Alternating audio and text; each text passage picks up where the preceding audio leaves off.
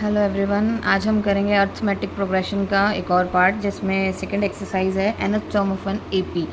ये भी class 10th का टॉपिक है। अब हमने पहले एक्सरसाइज 1 डिस्कस करी थी, अब हम एक्सरसाइज 2 से रिलेटेड क्वेश्चन इसके अंदर डिस्कस करेंगे।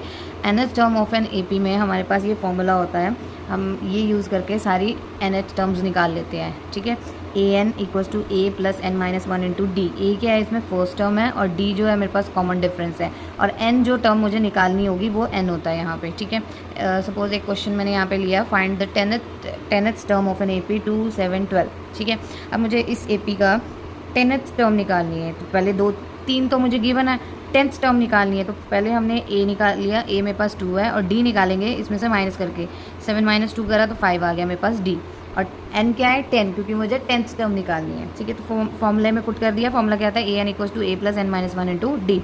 ए की वैल्यू पुट कराई 2 आ जाएगी यहाँ से, एन मेरे पास 10 था, -1 इंटू 5। ठीक है, सारी वैल्यूज पुट कर दी, 10 माइनस 1 करेंगे 9 हो गया, 9 इंटू 5 करके 45 आ गया यहाँ से, और 2 ऐड कर देंगे तो 47 आ जाएगा। तो इसका मतलब मेरे पास जो ए 10 आ रहा था, 10th टर्म जो आ रही थी वो 47 आ रही है। ठीक है, अब इस एक्सरसाइज में एक इस टाइप का क्वेश्चन भी आ जाता है, which term of an AP. ये एपी मुझे गिवन है, उसने बोला कि ऐसी कौन सी टर्म है जो -81 के इक्वल होगी, और मुझे ये भी चेक करना है कि इस टर्म के, इस सीरीज़ के अंदर कोई टर्म 0 भी आ रही है।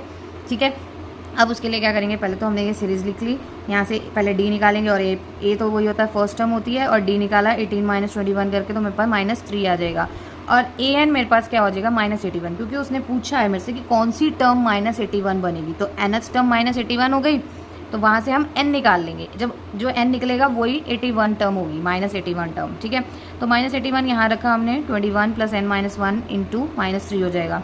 321 एज इट इज़, इसको इससे मल्टीप्लाई कर दिया, -3n हो गया, इसको इससे किया तो +3 हो गया। इन दोनों को ऐड कर लिया, 24 आ जाएगा। ठीक है, अब नेक्स्ट ये 24 इधर जाके माइनस हो जाएगा, ये मेरे पास आ गया 105। तो ये दोनों माइनस के तो साइन कैंसिल हो जाएंगे मेरे पास। ठीक है, तो 3n इक्वल्स टू 105 हो गया, n की वैल्यू आ गई मेरे पास 35। तो 35th टर्म जो है वो -81 के इक्वल आ रही है। अब मुझे चेक करना है कि 0 भी कोई टर्म इसके अंदर है कि नहीं है। तो ए एन को मैंने 0 ले लिया, nth टर्म 0 ले ली। ठीक है, तो a plus n minus 1 into d होता है, तो a 21 पुट करा दिया, n minus 1 into -3 equals to 0 कर दिया। वहाँ से इसको सॉल्व करके वैल्यू निकाली, तो मेरे पास n की वैल्यू 8 आ रही है। ठीक है, तो 8th टर्म मेरे 0 होगी इसके अंदर। तो ऐसे क्वेश्चन भी कई बार आ जाते हैं कि मुझे nth टर्म निकालनी होती है कि ये कौन सी टर्म है जिस पे ये वैल्यू बन रही है। ठीक है, अब एक और क्वेश्चन इस एक्सरसाइज से रिलेटेड है, determine the AP whose third term is 5 and the 7th term is 9। अब एपी मुझे निकालनी है। अब मुझे इसमें गिवन है थर्ड टर्म गिवन है, 7th टर्म गिवन है। तो थर्ड टर्म को हम लिख सकते हैं 2 प्लस ए प्लस 2d।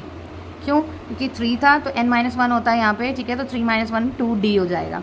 ऐसे यहाँ पे ये 7 था, 7th टर्म थी तो 6d हो जाएगा यहाँ पे, तो वो मुझे गिवन है। अब इन दोनों इक्वेशन को सॉल्व करके हम वैल्यूज़ निकाल लेंगे। हमने दोनों को सब्ट्रैक्ट कर दिया, सब्ट्रैक्शन करने के बाद यहाँ से क्या आ जाएगा, 4d इक्वल्स टू 4, डी की वैल्यू यहाँ से 1 आ जाएगी। ठीक है, अब ये डी की वैल्यू मैंने इक्वेशन 1 में पुट करा दी, वहाँ से मेरे पास ए की वैल्यू आ जाएगी।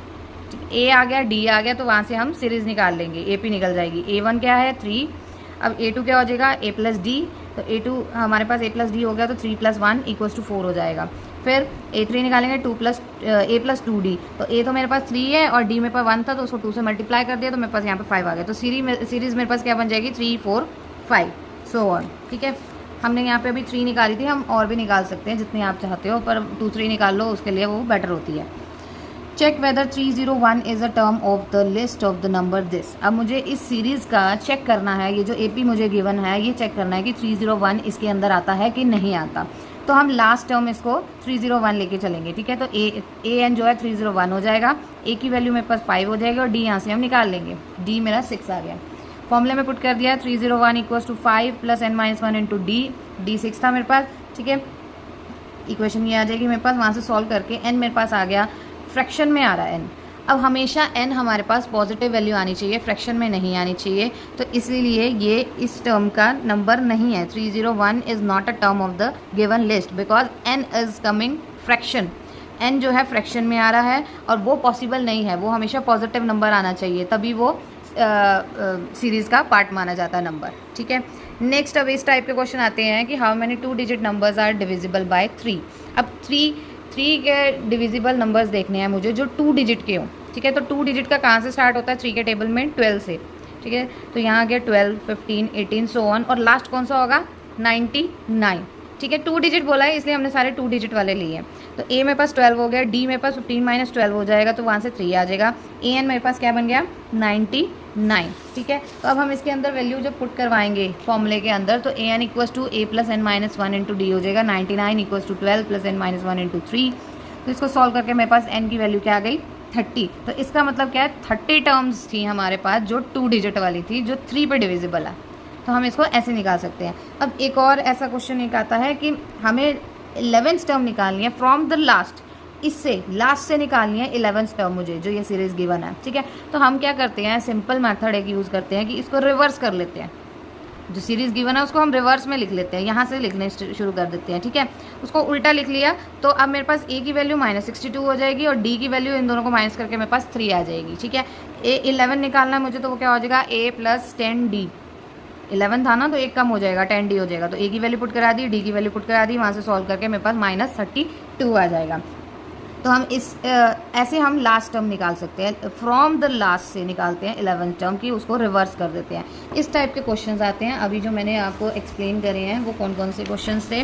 पहले था कि मुझे nth टर्म निकालनी थी, वो हम सिंपली फॉर्मूले में पुट करके निकाल लेते हैं। नेक्स्ट था कि अब nth मुझे गिवन है, nth गिवन है, मुझे बताना है कि कौन सी टर्म है, तो वहाँ से मुझे n निकालना होता है। ठीक है, और नेक्स्ट एक और हमने किया था कि ऐसे में दी होती है, टर्म्स में दी होती है, 3rd टर्म दी है, 7th टर्म दी है, या 11 टर्म दी है, 15 टर्म दी है, वो गिवन होती हैं। तो उसकी एक स्टेटमेंट बना लेते हैं, उन दोनों को माइनस करके सॉल्व करके ए और डी की वैल्यू आ जाती है वहाँ से।